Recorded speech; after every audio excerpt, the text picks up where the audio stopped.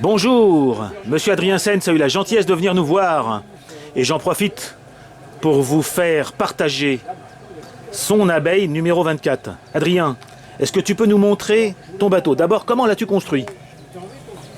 C'est-à-dire les matériaux. Oui, est-ce que c'est un plan? Est-ce que c'est C'est un kit? C'est un plan au 50e, mais je l'ai fait au 40e. Donc j'ai fait des... Ah, t'as déjà fait une adaptation déjà pour la faire passer à 1 mètre... 1,5 m. 1,05 m, d'accord, au 40e, ce qui est quand même une norme originale.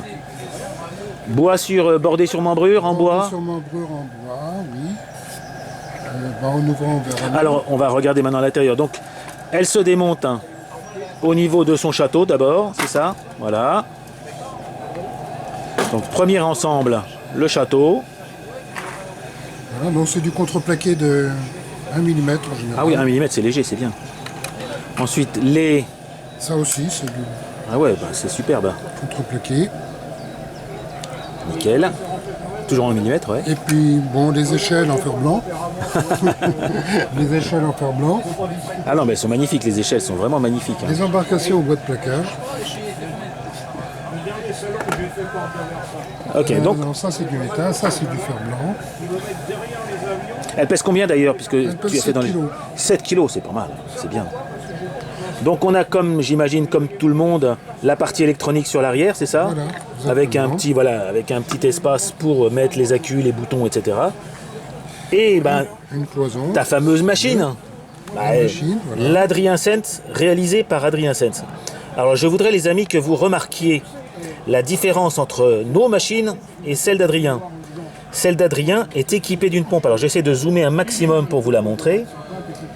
C'est ce qui fait l'originalité de cette machine, sachant que la prise de la pompe est...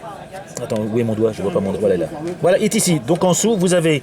Est-ce que tu veux bien faire tourner un tout petit peu l'hélice pour qu'on voit bien qu'il y a une pignonnerie, voilà, vous voyez, bon, vous avez la partie oscillante, et derrière, vous avez un pignon supplémentaire ajouté sur l'arbre pour faire bouger la pompe que vous voyez ici.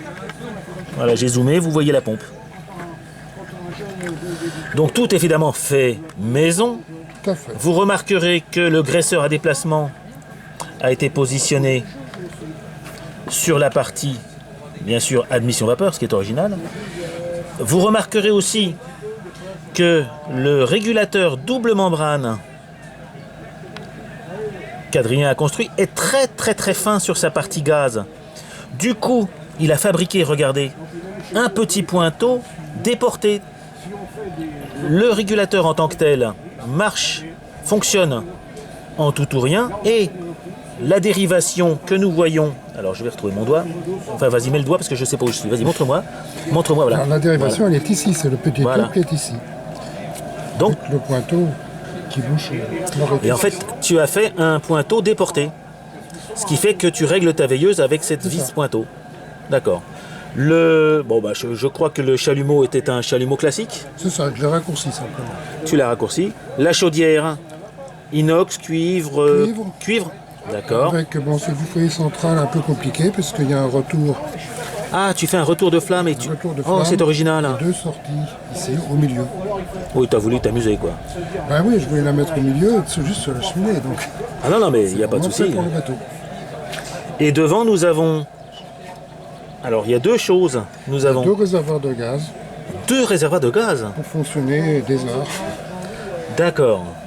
Mais le problème, c'est que, il faut le préciser, tu n'as pas besoin de rajouter de l'eau parce qu'en fait, tu fonctionnes en circuit fermé. C'est ça. Alors, je vais me mettre à la hauteur du... Alors, Voilà, je voudrais que tu m'expliques un peu, parce que c'est très original. l'échappement, c'est Alors, par ici. l'échappement, Le tube d'échappement. le tube d'échappement passe sous le pont, Il passe ici, il arrive ici, au niveau donc du gouvernail quasiment. il passe dans le tube d'étendue. Ah, il passe dans l'épaisseur de... Ça, D'accord, c'est du d'accord, creux. c'est du creux. Et ça, c'est un tube rectangulaire. Encore un tube creux, qui monte d'accord, qui revient. ici. Pratiquement toute la longueur. D'accord, et en fait ici, je vois... Est-ce qu'on voit... Non, on voit rien d'ailleurs, on voit rien du tout. Hein. C'est Là, nickel. on voit parce que ça chauffe. ça Oui. chauffe un peu, ici. Et l'eau Ici, l'eau froide ressort ici. ressort ici, d'accord. Et donc va jusqu'à la pompe. Arrive jusqu'à un petit réservoir qui se trouve là. Ah d'accord, elle revient jusqu'à un petit réservoir, Si mais... jamais il y a une panne de pompe, Ben là, l'eau se coupe à l'extérieur ici. D'accord. Donc la pompe aspire en permanence les condensats qui reviennent dans ton petit réservoir là, d'accord.